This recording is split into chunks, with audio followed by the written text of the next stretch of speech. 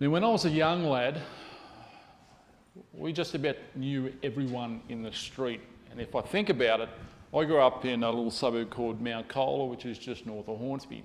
Some of you might know it. I was born at the Adventist Hospital, went to school at Wahroonga, went to school in Strathfield, but grew up in Mount Colah.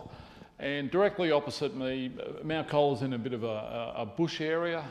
Directly opposite me was a park, just a bush park. Next door were the Ellises. On this side was Tess and her two boys. Over there was the Wee Hazies, the McDonalds. I grew up with John McDonald, and next to them were the Deans.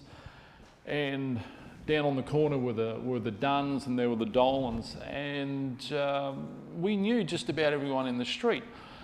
And often, particularly during the summertime, after dinner, we'd be out in the street playing because of daylight saving. And come holiday time, inevitably, our mothers would be on holidays as well to look after us kids. And we'd do something together. Either the mothers would take us off to a park or another city, or we might go to the flicks or something like that. We did everything together most of the time. I grew up in Sydney about 25 years, all my formative years, and then I moved up to northern New South Wales, where I spent about the next 25 years. I grew up. I raised a family there. Lived in a little place called Kingscliff, which is about 10 minutes south of the Queensland-New South Wales border, right on the water. Beautiful, beautiful part of the world. And but we only knew a few people in the street. We'd speak to Gordon and Vanessa next door. I'd talk to Angelo on that side, and that was about it. My kids, there were no real other kids in the street. Whereas I used to come home and I'd play with the kids on the street after school. My daughters didn't do that. It was a very different lifestyle. They'd come home and it was straight into homework, and it was straight into piano practice and all that sort of stuff. So life is very different these days. I've got neighbours up there, and that presents a very interesting view of the world. And I hope none of you ever watched that program, because it's absolutely rubbish. Anyway, so who is our neighbour? So if you could turn to Luke chapter 10 in your Bibles, and we're going to look at the story of the Good Samaritan. It was Anzac Day back on the 25th of April, and I thought that's a good picture to represent the Good Samaritan. So it's Luke chapter 10, verses 25 to 37. So the parable of the Good Samaritan. And behold, a certain lawyer stood up and tested him, saying, "Teacher, what shall I do to inherit eternal life?" And he said to him, "What is written in the law? And what is your reading of it?" So he answered and said, "You shall love the Lord your God with all your heart, with all your soul, with all your strength, and with all your mind, and your neighbour as yourself." And he said to him, "You have answered rightly. Do this and you will live." But he, wanting to justify himself, said to Jesus, "And who is my neighbour?" Then Jesus answered and said, "A certain man went down from Jerusalem to Jericho and fell among thieves, who stripped him of his clothing, wounded him, and departed, leaving him half dead. Now by chance a certain priest came down that road, and when he saw him, he passed by on the other side. Likewise a Levite, when he arrived at the place, came and looked, and passed by on the other side. But a certain Samaritan, as he journeyed, came where he was. And when he saw him, he had compassion.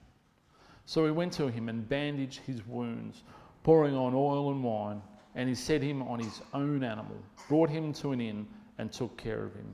On the next day when he departed, he took out 2 denarii, gave them to the innkeeper, and said to him, "Take care of him, and whatever more you spend, when I come again, I will repay you." So which of these 3 do you think was neighbour to him, who fell among the thieves? And he said, he who showed mercy on him. Then Jesus said to him, go and do likewise. Now notice that that expert in the law couldn't quite bring himself to say Samaritan, because the Israelites didn't like to have anything to do with the Samaritans. Now, the response from the Torah law expert combines two passages. Deuteronomy 6 verse 5 and Leviticus 19 verse 18. And what happens here is an interesting anomaly, for the Old Testament is, as you know, it's written in Hebrew, and the New Testament is written in Greek. So the Hebrew word, this is for neighbour, the Hebrew word from the book of Leviticus 19 translates as neighbour. Ray means friend, companion or associate, from the same root as a verb that means to associate with. The meaning of someone we know is what we typically think of when we see this passage. But in the Septuagint and in the Gospel, according to Luke, however, the word has a different shade of meaning. The Greek word plesios, meaning near or close to. A Greek concept of a neighbour has a special meaning that is absent in the Hebrew. That difference in the word, think of it like this. So the French word librairie and the English word library. So in librairie, in French, just means bookshop. However, a library, where we get the word, we get library from librairie, a library is a curated collection of sources of information and similar resources. You've all been to a library, you all know what it is. So Hebrew neighbour and Greek neighbour are similar, but the Greek throws a bit of a different twist. And I forgot this slide. So a librairie and a library, slightly different meaning, but the interesting thing is they're both full of books. During the time of Christ, the Jews and the Samaritans, they hated each other. And why did they hate each other? The Samaritans were the descendants of the mixed multitude that departed Egypt with the Israelites during the Exodus. Partly Israelites, partly Egyptian. But because of the Samaritan sins, an idolatrous nation had been permitted to rule over them. As a result, they worshipped God, but they had their idols. The Samaritans accepted through the writings of Moses that the Messiah would come not just for the Jews, but for the entire world. However, the Jews had misinterpreted the latter prophets to mean that the first advent was actually the second. And because of this, Samaritans didn't uphold Judaism. They were rejected by the Jews, and in turn the Samaritans hated the Jews. When in the time of Ezra the temple was being rebuilt, the Samaritans wanted to be part of it, but the Jews rejected their overtures. So the Samaritans set up their own temple. By the time of Christ, there was century upon century of animosity and hatreds between the two nations. Now here you see a map of Israel. You've got the southern kingdom down here. Here's Jerusalem. You've got the northern kingdom up here, and you've got Samaria smack bang in the middle. Now in this next story, we've got Jesus walking from Jerusalem all the way up here to Sychar, which is a distance of about 64 kilometres, 40 miles in the old language. So what would happen is, if the Jews were travelling either way from the southern kingdom to the northern kingdom, they would just completely give Samaria a miss. And this is the way they would go, because they hated the Samaritans so much. Now, when Christ introduced the Samaritan in the story, we can probably safely assume that the men around were pretty surprised by the ending. However, we know that the expert of the law was an honest man, for when Christ asked him who was the neighbour in his story, the expert identified the Samaritan, even though he didn't call him the Samaritan. Christ had already demonstrated the idea of who is your neighbour when he ignored all Jewish custom and common decency and walked straight through the middle of Samaria to meet the woman at the well. We could speculate whether this was a chance meeting or a divine appointment. I like to think it as the latter, but the book The Desire of Ages sees it more of a chance meeting and an opportunity for Christ to reach out to the troubled soul. Now, the normal situation would have been that the two would have completely ignored each other at the well, and neither would have asked the other for a favour, and neither of them would have received help. But here Christ generates a chance to open dialogue with her, and he doesn't miss it, and so he asks her a favour.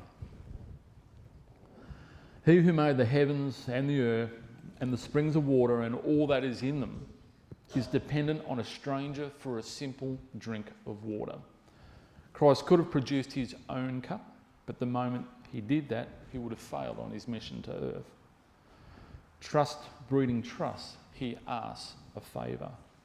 And you can imagine her surprise when it comes out in her response.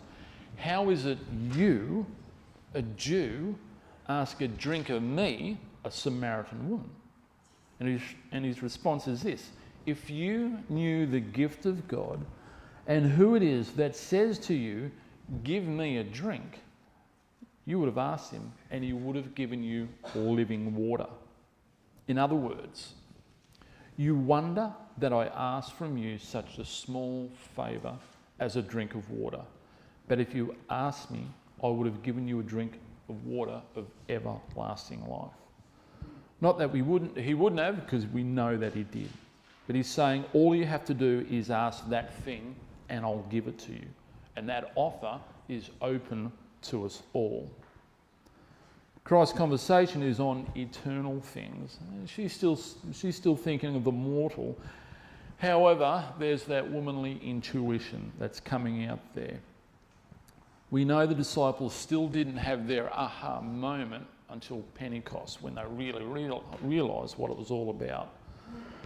But the Samaritan woman senses a deeper import into what Christ is saying. You have nothing to draw with, so where are you going to get this living water? And are you greater than Jacob that gave us this well and drank from it himself? If only she realised that this was Christ, and he was the one who wrestled with Jacob some 1700 years earlier. But in her question, she's looking back to the fathers, but she's looking forward to the Messiah. Whoever drinks this water will again become thirsty, but whoever drinks the water I give will not thirst, but have a spring of water within themselves, he says. Water is great, you'll get thirsty again, but come drink of me and you shall never be dissatisfied for the cares of this world again, he intends. Now she's starting to twig, she's starting to understand that he's talking about much greater things. Sir, give me this drink of water so I won't thirst and don't have to come here to draw water. Immediately Christ flips the conversation. He knows. Go and get your husband and come back. He's trying not to make her feel uncomfortable, but really reach out to her soul for eternity's sake. She tries to dance around this and she's going, oh, I don't have a husband. And Christ replies, and you know it, it's true what you say. You've had 5 husbands and one you have now isn't your husband. And you've said well. Anzac Day was recently upon us, and I have a number of Anzacs in my history. My great-grandfather is buried at Gallipoli. There's a great-uncle on the other side of the family. He's buried at the Somme. My father served in Korea. His father captained a ship for the army during the Second World War, and we have an ancestor who served in the Maori Wars back in the 1860s. So I've been going through some the war service file of my great-grandfather. Interestingly, this comes out when my great-grandfather was killed, so it was August of 1915, he had 2 boys. There was Stanley and Herbert. Herbert was my grandfather. And my grandfather's mother was trying to, on news of the death of him, of Herbert Eugene Chute, was to try and get hold of the medals for Stanley, my grandfather's older brother. So there was a soldier who was sent out to try and find the information of who was who and where they were.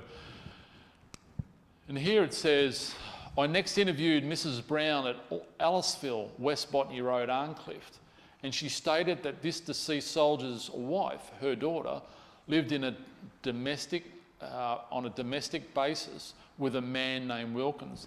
So she had been married to my great-great-grandfather. He deserted the family, so she was living with someone else. And you can imagine what sort of, you know, back in 1915, 1916, what that might have looked like.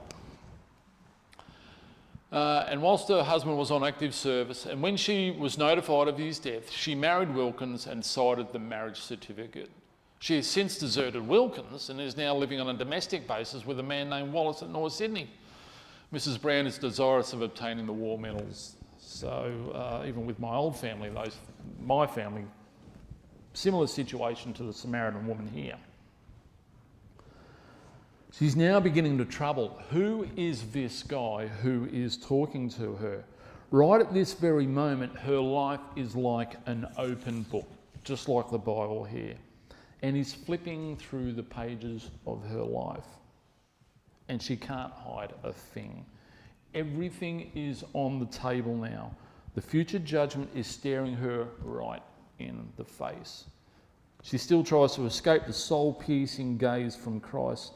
So she takes another tack, but only leads her right back to where she is. Sir, I perceive you are a prophet.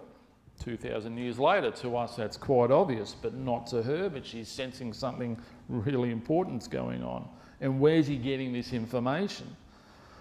One last try to get him off topic.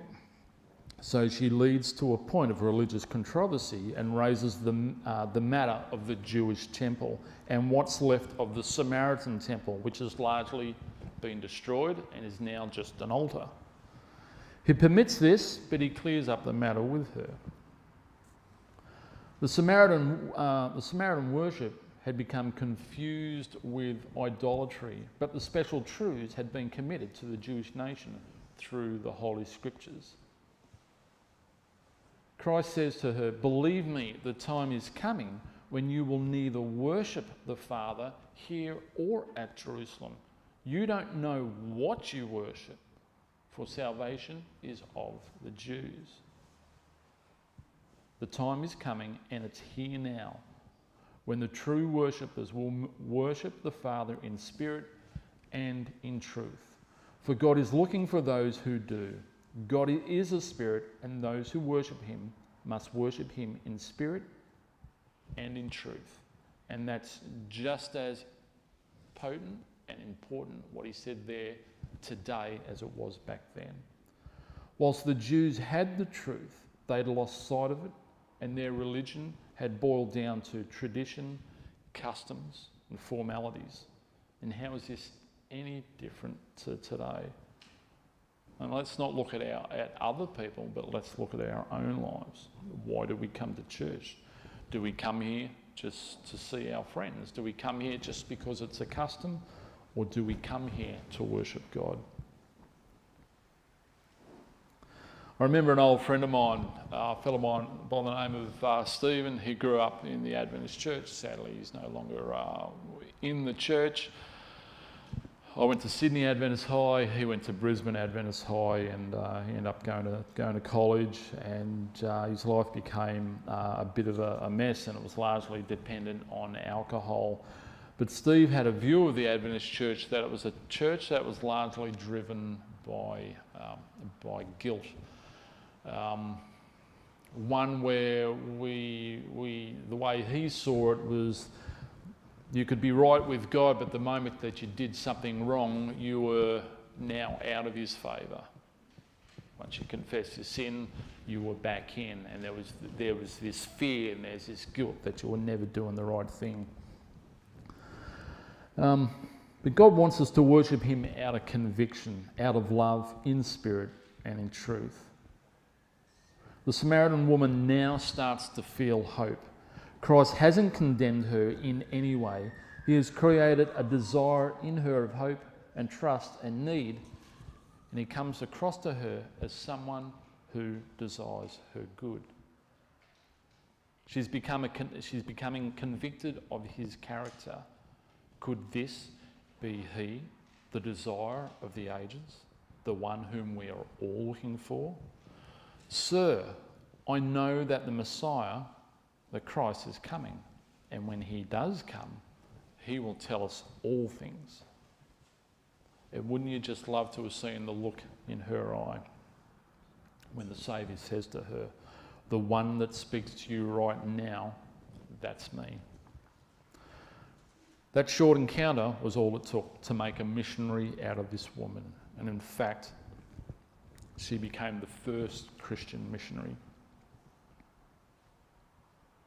This woman who had five husbands, was living with someone else, became the first Christian missionary. And what he said to her caused her to forget the water pot that she had brought with her, and head straight back into town and tell everyone she could, come see a man who told me all things that I ever did. Is he not the Christ? Christ had been witnessing in Judea among his own people, and despite the fact of who he was, his ministry had produced little fruit. But he walks 64 kilometres, stops to rest, and here's an opportunity that he doesn't neglect.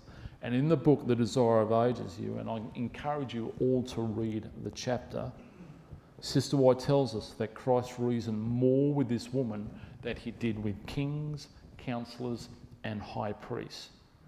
He didn't wait for a big crowd to draw around. He didn't spend a lot of time preparing. He'd already done that. That was his whole life. But he sees an opportunity and he takes it. And what was the result? Her witness is so great that Christ is compelled to tarry in Sychar another 2 days. And what's more, they didn't ask for a single sign. They were content to believe just on what the Samaritan woman had to say.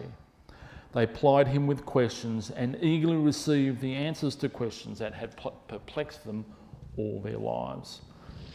If you could open up to James 1:27.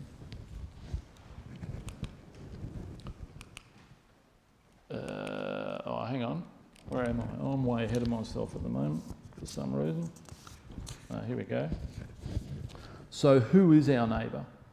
We tend to avoid people that we don't know. That's human nature.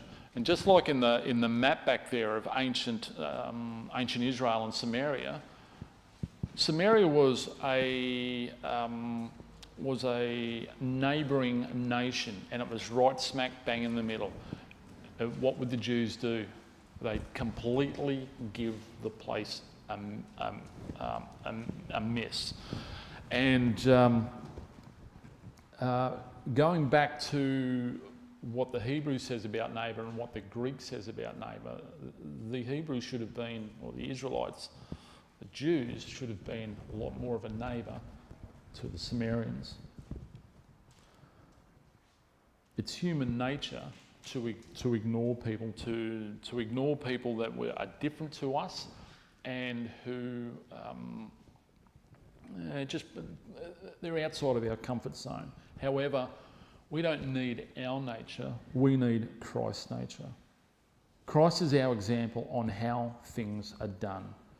Jesus began to break down centuries of hatred and bigotry. And he only had a short time on earth and had to teach the disciples who would become the leaders of the Christian church. And as mentioned before, they wouldn't begin to understand until Pentecost, but were able to cast their mind back to the time when Christ gave no regard for such things and was only concerned about the individual in front of him, to show them a better way of life and a future life eternal. Even if we get our spiritual lives sorted out, that's only part of the duty of a follower of Christ. So, Luke 10:27, and Jesus said this was the greatest commandment. So Luke 10:27.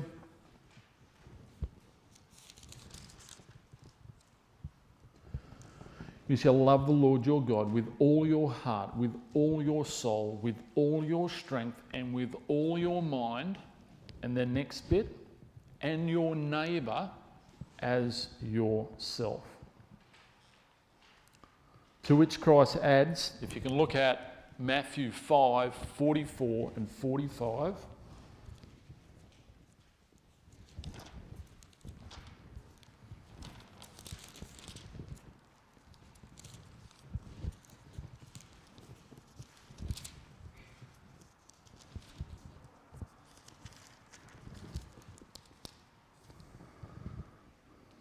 But I say to you, love your enemies, bless those who curse you, do good to those who hate you, and pray for those who spitefully use you and persecute you, that you may be sons of your Father in heaven, for he makes his sun rise on the evil and on the good, and sends rain on the just and on the unjust. God sees everyone in exactly the same light. Matthew 6:1-4. Take heed that you do not do your charitable deeds before men to be seen by them. Otherwise you have no reward from your Father in heaven.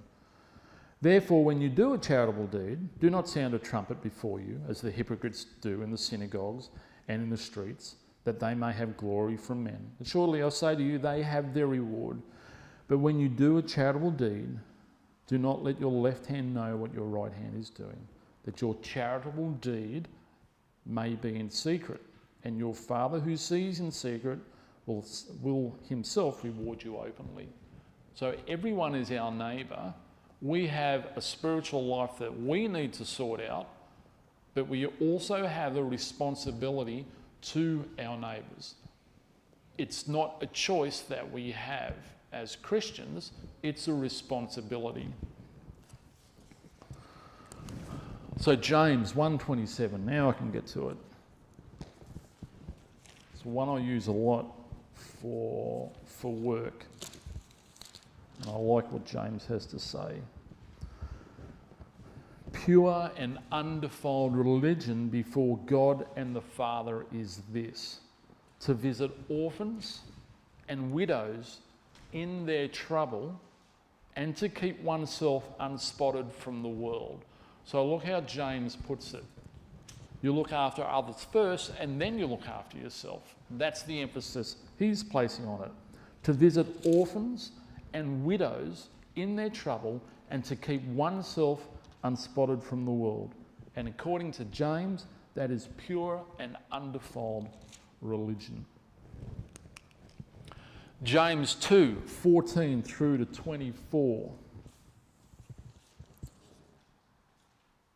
What does it profit, my brethren, if someone says he has faith but does not have works?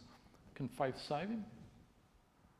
If a brother or sister is naked and destitute of daily food, and one of you says to them, depart in peace, and be warmed and filled, but you do not give them the things which are needed for the body, what does it profit?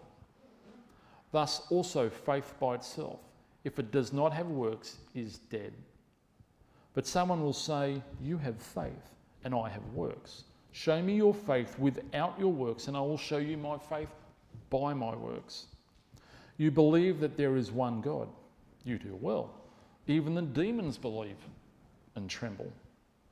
But do you want to know, O foolish man, that faith without works is dead? Was not Abraham, our father, justified by works when he offered Isaac, his son, on the altar? Do you see that faith was working together with his works, and by faith was made perfect? And the scripture was fulfilled, which says, Abraham believed God, and it was accounted to him for righteousness, and he was called the friend of God. You see that a man is justified by works and not by faith only.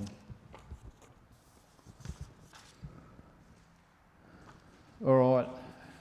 It's great to hear that this church is doing quite a bit, and that's been facilitated by the conference ADRA director, which is Malcolm Ray, who's a terrific bloke.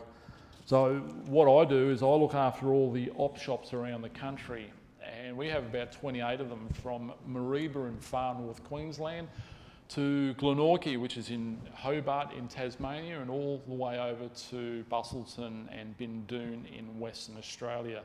3 op shops over there. We have 5 in South Australia, 2 in Tasmania. We've got 3 in Victoria. We have 6 in New South Wales, and it must be 8 now in Queensland, all broken up into the different conferences. The purposes of those op shops is, one, we won't start an op shop, and ADRA doesn't come along and say, hey, look, we're going to start an op shop and you have to run it. That's not how it works at all.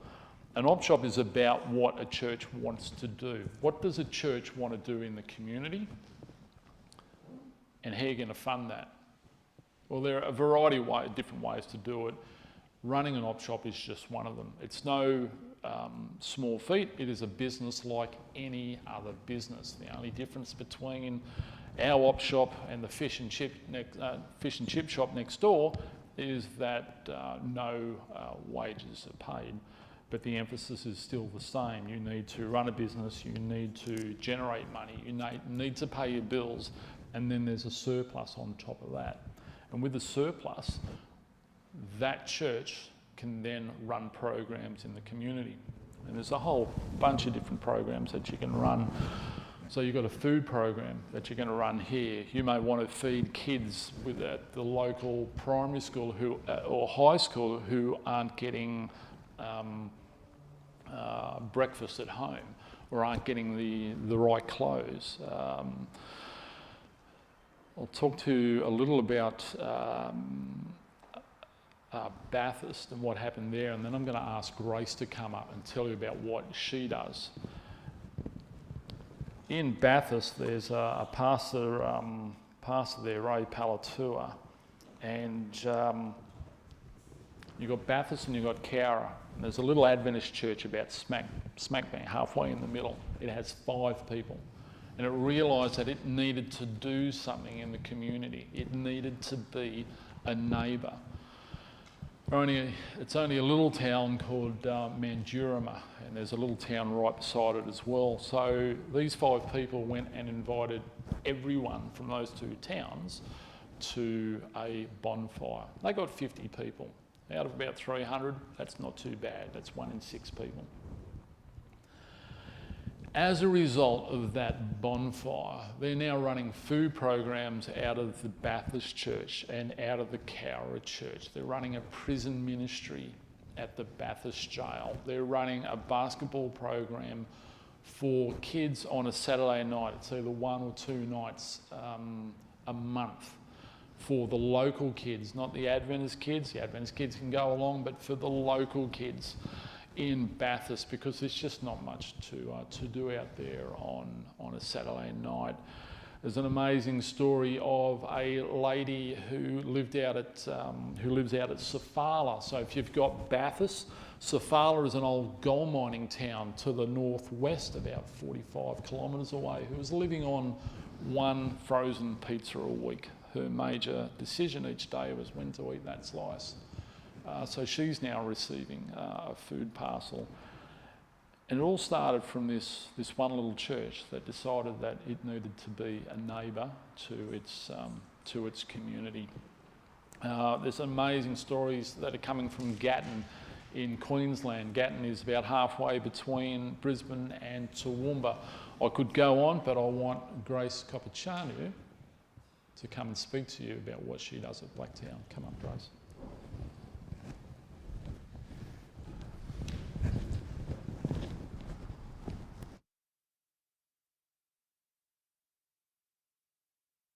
Good morning, church.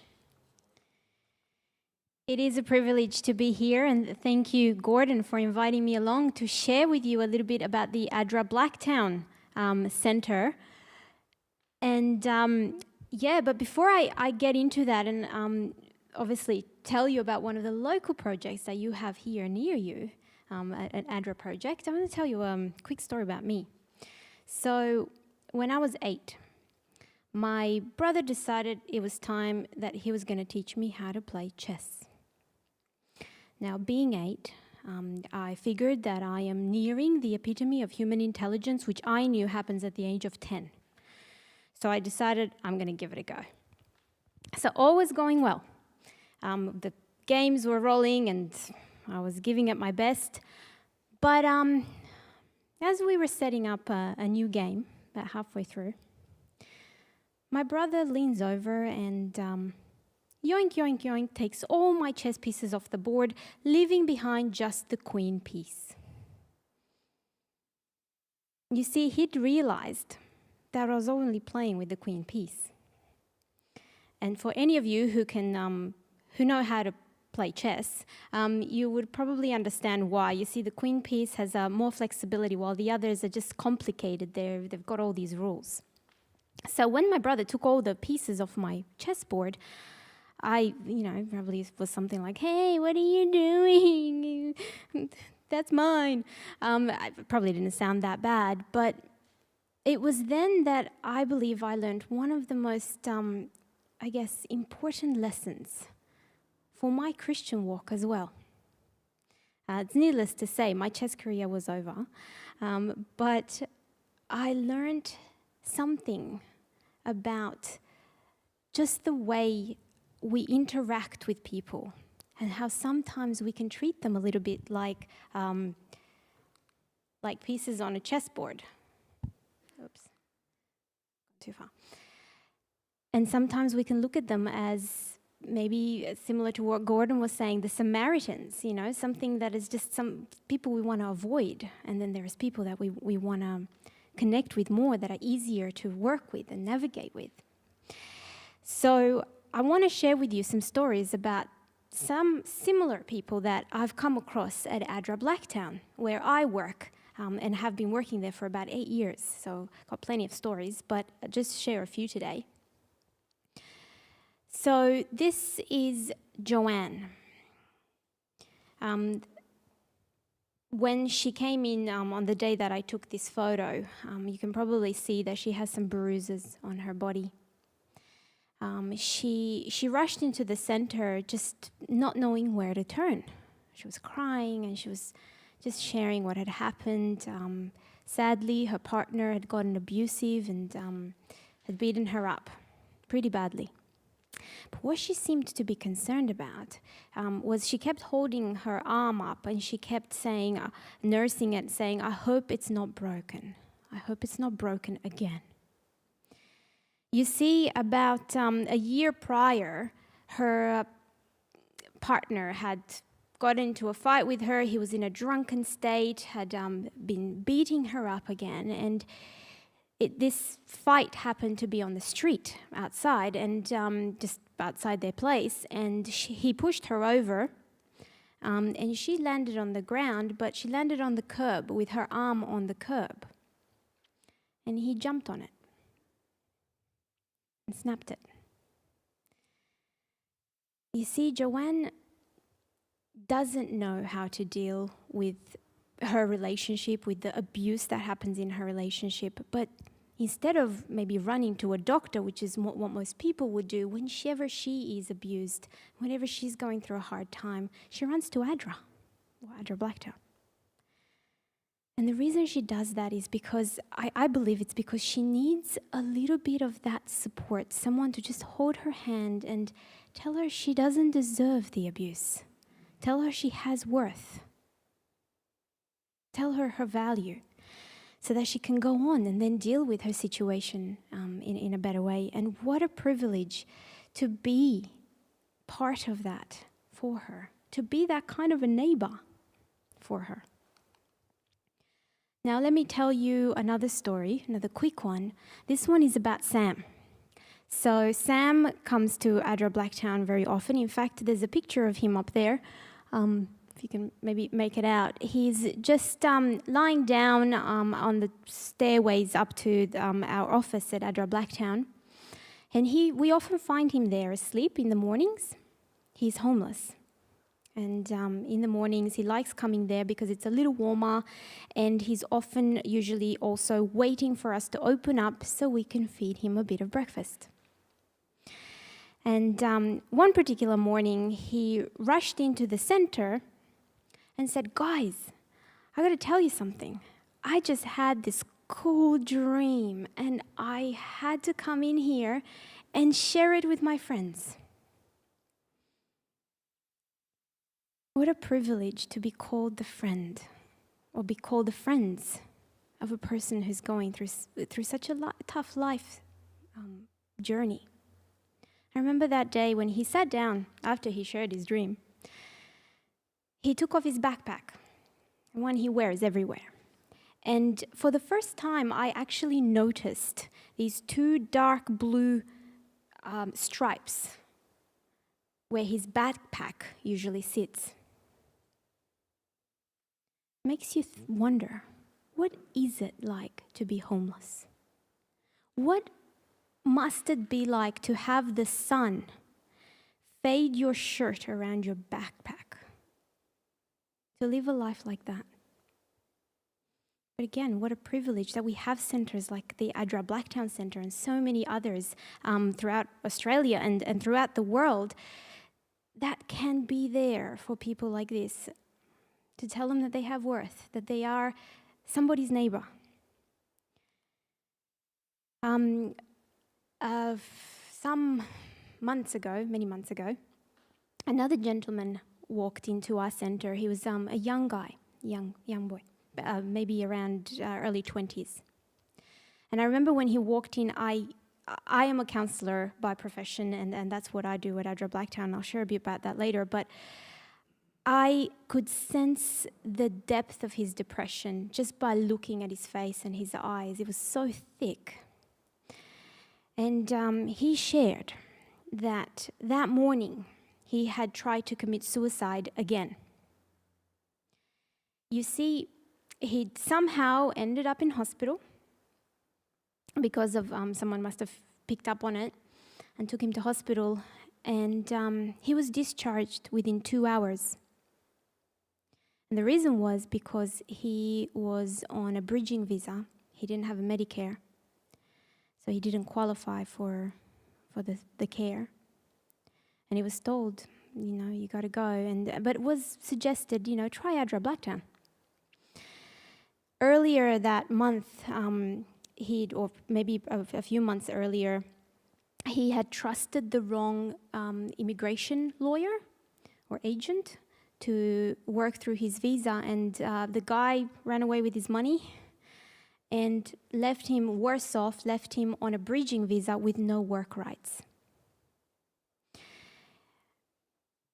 That weekend, before he walked into our centre, his landlord, where he was leaving, told him that, I need you to be out by Sunday, please. And it was now Monday. He was penniless. He did not have any right to work. COVID had hit, so he couldn't fly back home. He was stuck. And the last drop was that some weeks prior, his partner had left him because, the funds had dried up and she didn't want to be around. And here he was, about to become homeless, unable to work, depressed as anything, trying to kill himself, pretty much. He was trying to get out. And I remember when I sat him down and had a chat with him, he said, "Grace, I feel like someone has tied my hands behind my back and has thrown me into the ocean and told me to swim. How am I supposed to do that?" So a beautiful thing about ADRA Blacktown is we have a good team there that can do lots of cool things. So we got the chaplain involved. Of course, we put this young man, his name's Nizam, well, the name I'm giving him today, and we put him into counselling as well. We got him to talk to a few support people around him. We even connected him with another immigration agent, lawyer, and we even got a guy with a trailer involved that we knew to help move his things and store them, and we even sourced some funds so that he could have accommodation for a little while. Now, last week, he walked into the office and handed me this big bag of food. This is now many months forward. And when he handed it to me, I looked at him and I went, Nizam, you sure? Because he said, this is a donation for ADRA. I said, you sure? He said, oh, Grace, of course. How can I not? How can I not? So his visa has been reinstated. He's now living in his new little place, and it's furnished, and he's safe, and he's just found his worth again. He knows his value, and that is the most beautiful part. And I like to think that God had something to do with that, because God just couldn't let him believe it's not that way. But what a privilege to be part of that journey. Now, there are a lot of success stories out there among ADRA and obviously among all those who work to support people that are doing it tough. But that's not always the point. Did you know that 22% of young people in Australia self-harm? Or that one woman is killed in domestic violence every week? The police actually deal with domestic violence cases every 2 minutes. We've got a case to deal with in Australia, a lucky country. A person commits suicide every 3 hours in Australia. And over 1 million Australians use ice. Many of them do so on a weekly basis. And if you know anything about ice, the drug ice, it's absolutely horrible. It destroys lives.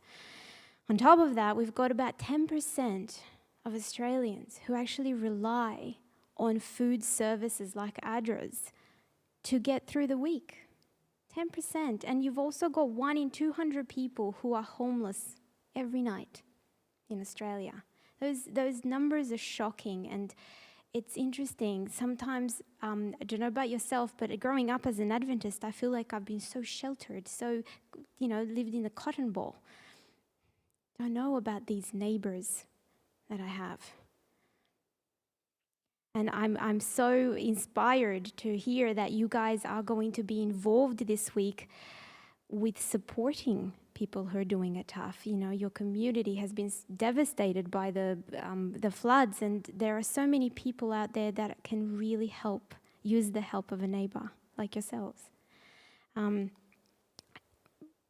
Moving on, the beautiful thing about being involved in services like this is to bring people hope. And I'm glad that you guys are involved in this kind of business. It's the best business. And I know you're there supporting ADRA Blacktown too, because among you have this, I'll call her an angel. The name is Stella. She's going to give me a hard time about this later, but she supports us at ADRA Blacktown. She volunteers there, and I know she's pushing you all to just keep ADRA Blacktown in mind. Now, what I want to do is I want to very quickly give you a quick run of what ADRA Blacktown does. But before I do that, I just want to share that the point of centres like this is to help build that bridge between people who are doing it tough, who can't always just come to church and connect with God and see that hope that we all know of. I remember a while ago I had a client. In fact, it was early in my first few weeks of starting at ADRA Blacktown as a counsellor. I had a client who I was working through some work. I was going through some things with him, some therapeutic processes about his anxiety and about the stress he was feeling. Excuse me. And I thought, Christian Center, I might bring up God, see how he feels about that. And I suggested to him, what if we prayed? Have you ever tried praying about, your situation? And he said, to who? To God? And I was like, yeah? I thought I was doing a good job. And he turned around and he said, oh, God, you know, if the guy exists and I ever find him or meet him, I'm going to kill him.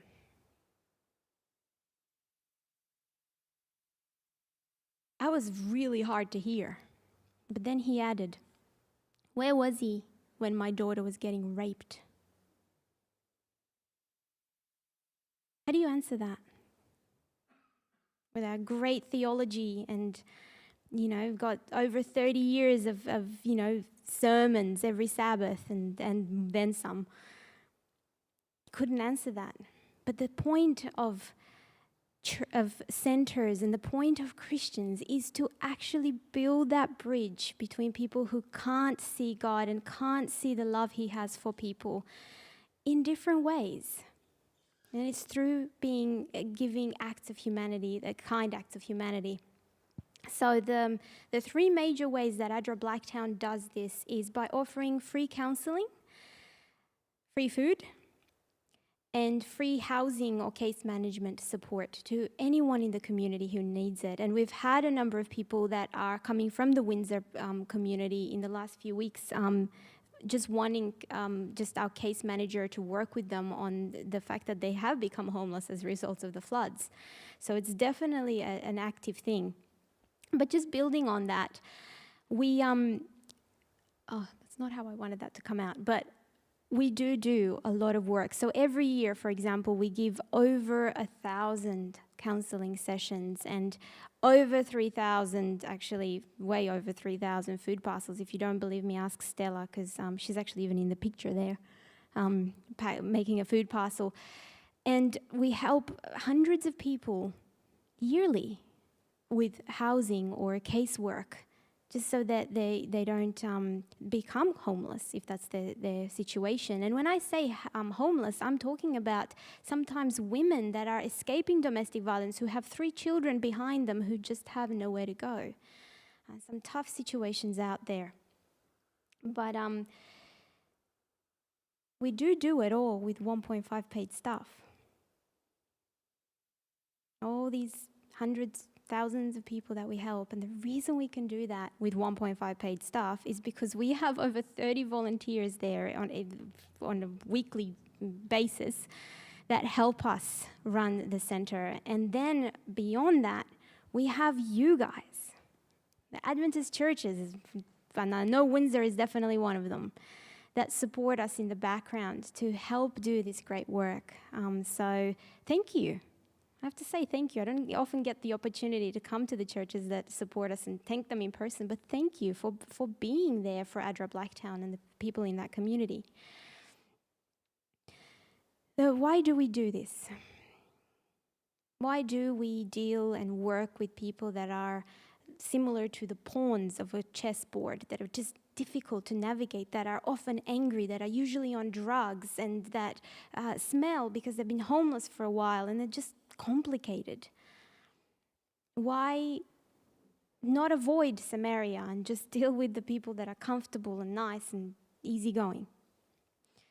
And I wanted to bring your attention to Matthew 25, verse 40, where it says, and you're all familiar with this verse, but I'm going to bring it up anyway. The king replies, I tell you the truth, whatever you did for one of the least of these brothers of mine, you did for me. I want to invite you to become aware of these neighbors and of these people that are like pawns of a chess game, more difficult to work with, because they are the children of God and they are just as precious.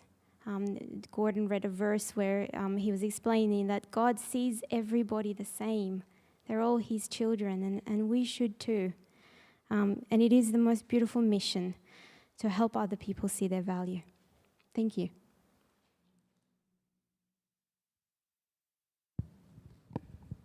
Thanks, Grace. So everyone, who is your neighbour? It's not a rhetorical question. Who is your neighbour? Everyone. Absolutely everyone is your neighbour. Grace, thanks so much for coming out and letting us know what you do and the things that happen out at Blacktown.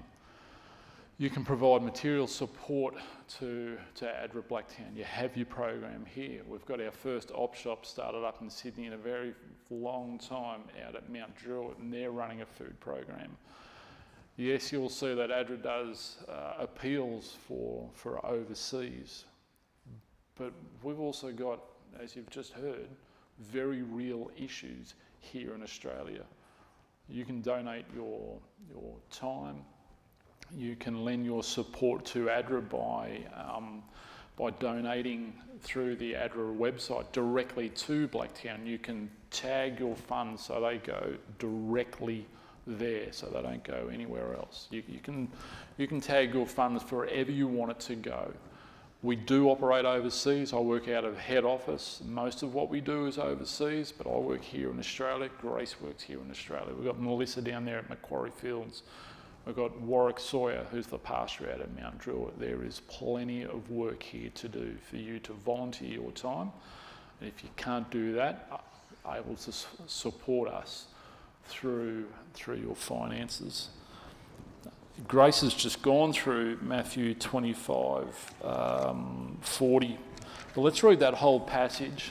Matthew 25 from verse 31 to the end of the chapter.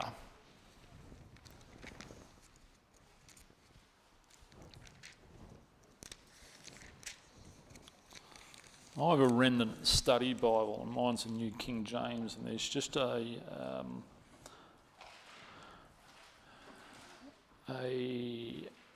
heading at the top of that, Matthew, where am I, 25, and it says here, the Son of Man will judge the nations. So 31 through to the end of the chapter. When the Son of Man comes in his glory and all the holy angels with him, then he will sit on the throne of glory. All the nations will be gathered before him, and he will separate them one from another, as the shepherd divides his sheep from the goats. And he will set the sheep on his right hand and the goats on the left. Then the king will say to those on his right hand, "Come, you blessed of my Father, inherit the kingdom prepared for you from the foundation of the world. For I was hungry and you gave me food. I was thirsty and you gave me drink. I was a stranger and you took me in. I was naked and you clothed me. I was sick and you visited me. I was in prison and you came to me." Then the righteous will answer him, saying, "Lord, when did we see you hungry and feed you, or thirsty and give you a drink? When did we see you a stranger and take you in, or naked and clothe you? Or when did we see you sick or in prison and come to you?" And the king will answer and say to them, "Assuredly, I say to you, inasmuch as you did it to one of the least of these, my brethren, you did it to me." Then he will say to those on the left hand, that's the goats, that's good Australian language, calling these people goats. Then he will say to those on the left hand, "Depart from me, you cursed, into the everlasting fire prepared for the devil and his angels.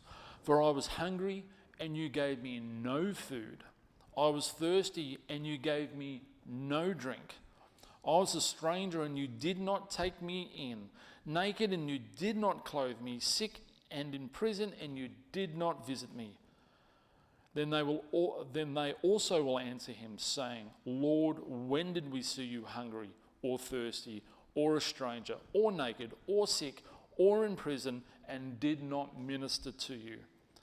Then he will answer them, saying, "Assuredly, I say to you, inasmuch as you did not do it to one of the least of these, you did not do it to me."